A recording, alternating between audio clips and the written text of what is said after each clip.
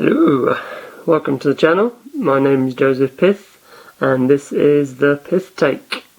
I am dropping episode numbers, didn't see much point to it. So I don't have a great deal of content on the channel at the moment.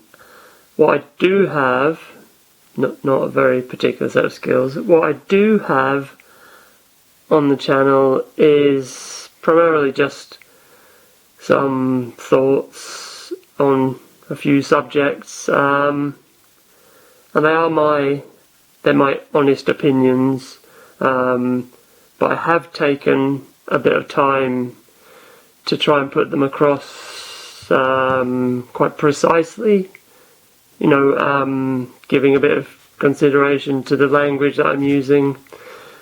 This video may not be quite like that, at least in respect of I haven't really taken any time to think through the language I'm using, but obviously the honest opinion is still the same.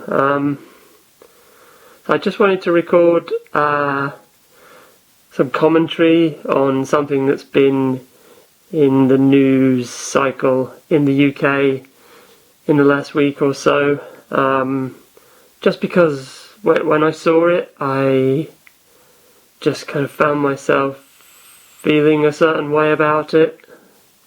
I think it was last weekend, Muslims, I'll come back to that particular point, but Muslims gathered at Windsor Castle to celebrate Iftar, which is a daily occurrence of breaking fast at sunset during Ramadan. The event was organised by a charity called the Ramadan Tent Project, which has amongst its objectives preserving and promoting the culture and traditions of Islam and advancing the Islamic faith.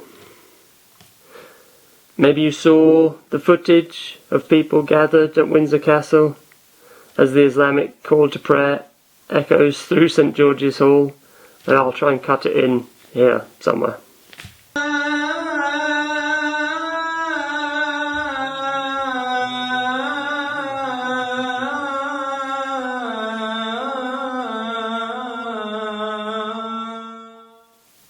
I watched it and my first thought was, that's totally weird. In the same way that I would think it was totally weird to hear the Lord's Prayer spoken out at an Easter meal in the Forbidden City in Beijing.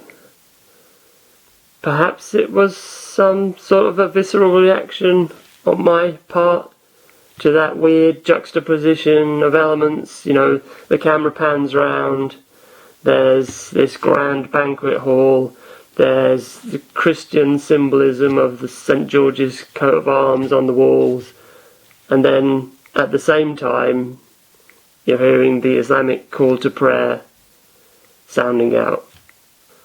Why is that weird, you might ask? Well, first and most obviously, we are purportedly a Christian country, and at very least, by law, the state religion is still Christianity, apparently.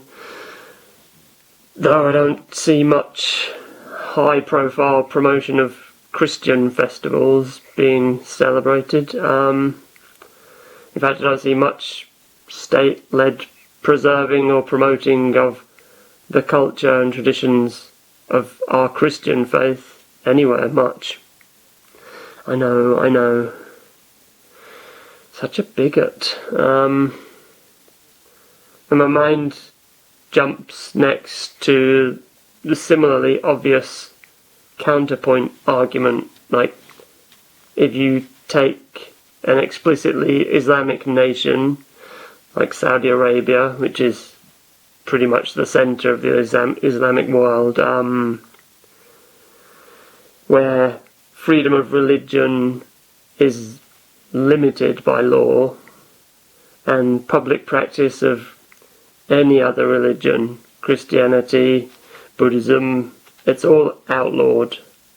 Do you imagine they'd sanction an event organised in their Al Yamama Palace by a charity seeking to promote and preserve Hindu culture and traditions to celebrate Diwali?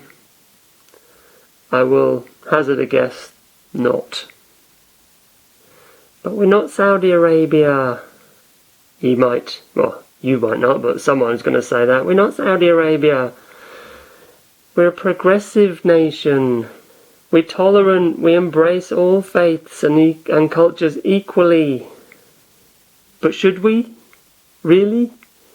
Because that presumes that all faiths and cultures are equal, which at best is a bit ignorant. But it wasn't an Islamic event, you might say. Someone might say. I don't know who would say that, but someone might. It was open to people of all faiths and people of no faith. And that is true, it was. I'm not disputing that, but that doesn't make it a multi-faith or secular event, does it? I wonder how many of the 350 plus guests were Jewish. I know some Christian religious festivals have been commercialised and to quite a significant degree secularised. Christmas and Easter, obviously. But I'm not aware that any Muslim festivals have been secularised. But for argument's sake, let's say it was a multi-faith event. I mean, it wasn't, obviously, but let's say it was. So if it was, then I would brace for the usual things to be thrown my way. The call yourself a Christian, criticising an event organised to unite people of all faiths. Don't you know the charity organising the event also has objectives to bring communities together? I don't know what that voice is, sorry. It is true again. They do have objectives to bring communities together. In fact, it carries on to bring communities together to better understand each other. That's good. To better understand each other and to develop the understanding of Ramadan. Oh, okay. Now, understand, I'm not having a dig at the Ramadan Tent Project. They're an Islamic charity promoting the Islamic faith and organising Islamic events. And to be completely fair to them, they also have objectives to promote religious harmony, equality and diversity. As an aside, I would be genuinely interested to know how they are fulfilling those objectives, particularly the religious harmony aspect.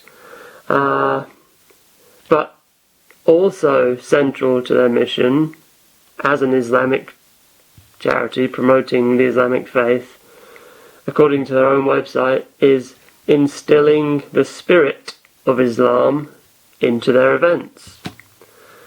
And there's some sort of adage about mixing spirits. Anyway, so to sum up, why did I think it was weird? Well, because we're supposed to be a Christian country, yet we appear to be purposely hiding away from any opportunity to promote and celebrate our Christian faith and beliefs, while championing every and any other faith. Additionally, with little thought to the impact on our Christian culture and traditions. Who's at fault? If anyone? That is a much bigger question, probably for another video. Though I will say, in closing, King Charles, your defence is slipping, sir. See you in the next one.